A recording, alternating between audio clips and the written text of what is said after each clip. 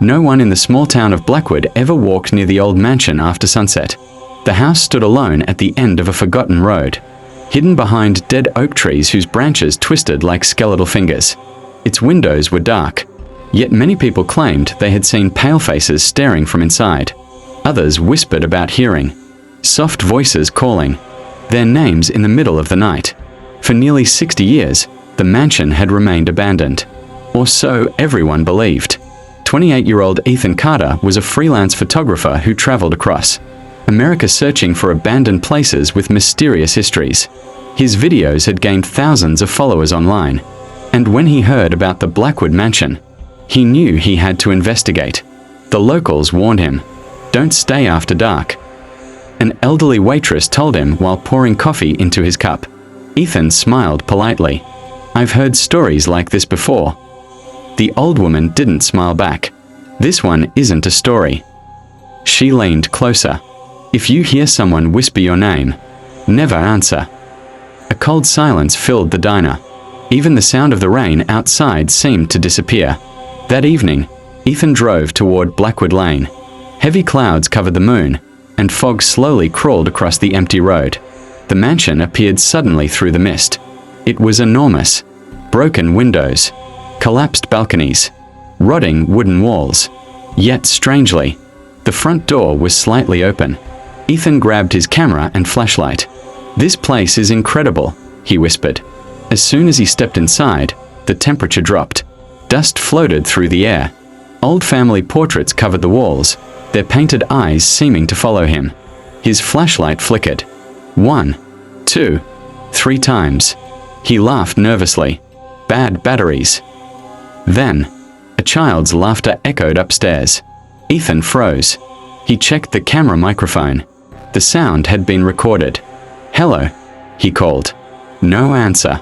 Only silence. Then a whisper came from somewhere deep inside the house. "Ethan." His heart stopped. He slowly turned around. No one. The hallway behind him was empty. He told himself it was only the wind. But the whisper came again. Closer. "Ethan." This time it sounded like someone was standing only a few feet behind him. He spun around with the flashlight. Nothing. Just darkness. Then he noticed something impossible. Fresh, wet footprints. Bare human footprints. Leading up the staircase. Not away from it. Toward the second floor. Ethan stared at them, his breathing becoming faster. Someone, or something, had just walked upstairs. And whatever it was, it wanted him to follow. Ethan tightened his grip on the flashlight and slowly climbed the staircase. It was slightly open. A weak creaking sound echoed as Ethan pushed it wider. Inside was a child's bedroom. Dust covered everything except one object. A small wooden rocking horse. It was gently moving back and forth. Back and forth. There was no wind. No open window. Ethan slowly raised his camera. "This has to be one of the strangest places I've ever visited," he whispered. The camera screen suddenly filled with static. A loud crackling sound burst through his headphones. Then, for just a second, the screen showed something standing behind him. A little girl. She wore an old white dress stained with dirt. Her long black hair covered most of her face. Before Ethan could turn around, the image disappeared. His heart pounded. He spun around. The room was empty. The rocking horse had stopped moving. Trying to calm himself, Ethan searched the room. In the corner, he found a small wooden box hidden beneath the bed. Inside were dozens of old photographs. One photo caught his attention. A family of 4 stood proudly in front of Blackwood Mansion. A smiling father, a gentle-looking mother, a young boy, and the little girl. On the back of the photo, someone had written, "The Harris family, October 31st, 1966. Beneath it, another sentence had been scratched into the paper. "Don't let her inside." A sudden bang echoed somewhere downstairs. Ethan jumped. Another bang. Louder this time. The front door had slammed shut. He rushed into the hallway and looked over the staircase. The entrance was now completely dark. His flashlight flickered again. Then every grandfather clock inside the mansion began chiming at once. 12 slow, heavy chimes. Dong, dong, dong. The sound vibrated through the walls. When the final chime faded, complete silence returned. Then came the whisper. Not one voice. Hundreds. Soft. Broken. Whispering together. Ethan. Help us. Don't leave. The voices came from every direction. The wallpaper began peeling away by itself. Dark handprints slowly appeared across the walls. Long scratches carved themselves into the wooden floor. Ethan backed away in terror. Then he heard footsteps. Slow, heavy, coming from the end of the hallway. Thump, thump, thump. A tall shadow emerged from the darkness. It was far too thin to be human. Its arms hung almost to the floor. Its head bent unnaturally to one side.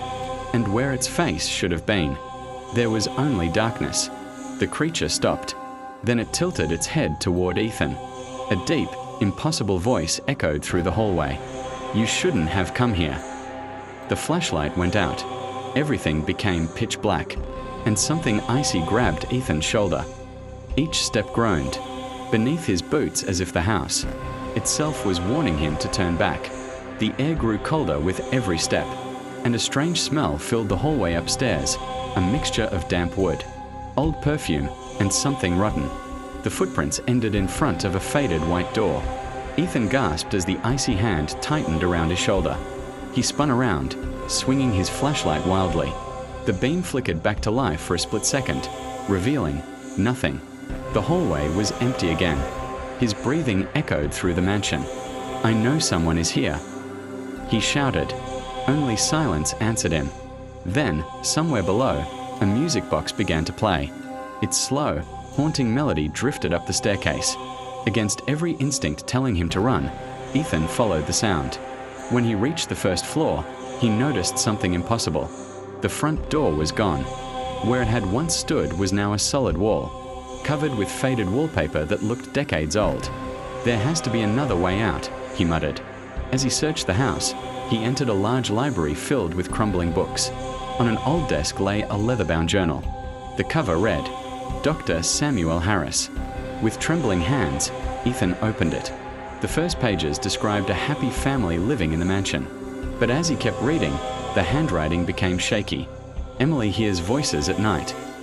She says a man with no face stands outside her bedroom. The whispers are growing louder. My wife says the house is alive.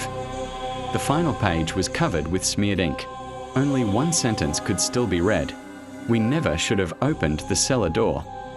Before Ethan could read more, a deafening crash shook the room.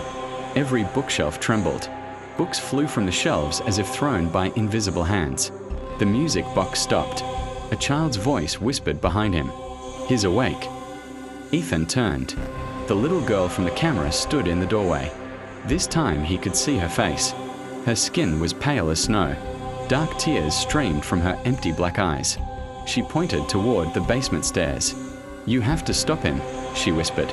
Before Ethan could ask who she meant, she vanished into thin air. A loud growl echoed beneath the floorboards. The entire mansion shuddered. The basement door slowly creaked open on its own. Cold air poured out like icy breath. A foul smell rose from the darkness. Ethan swallowed hard. Every instinct screamed at him to run. But if the journal was right, whatever haunted the mansion had begun in the cellar. Taking one deep breath, he aimed his flashlight down the stairs. The narrow wooden steps disappeared into endless darkness. Then he heard chains dragging across the floor. Clang, clang, clang. Something was moving below. Something large. Something waiting. Ethan stepped onto the first stair, then the second. The door slammed shut behind him. He was trapped. And deep in the darkness, two glowing white eyes slowly opened. The Whispering House on Blackwood Lane. Part 4, The Final Whisper. The glowing eyes remained fixed on Ethan. He couldn't move. Every breath felt heavier, as if the darkness itself were pressing against his chest. The chains scraped across the stone floor again. Slowly, the figure stepped into the weak beam of his flashlight. It was impossibly tall. Its body looked almost human, but its skin was grey and cracked like old stone. Long rusted chains wrapped around its arms and chest. Its face had no eyes, no nose, no mouth. only endless darkness where a face should have been. Yet Ethan could still hear it speaking, not with a voice, but inside his mind. Leave, or become part of this house forever. The walls began to shake. Old photographs fell from the ceiling. The air filled with hundreds of whispers. Then Ethan remembered the little girl, Emily. He searched the cellar with his flashlight and spotted an old wooden chest in the corner. Inside were children's toys, a faded diary, and a silver cross wrapped in cloth. The diary belonged to Emily. Its final page read, "The thing in the cellar lies. It feeds on fear.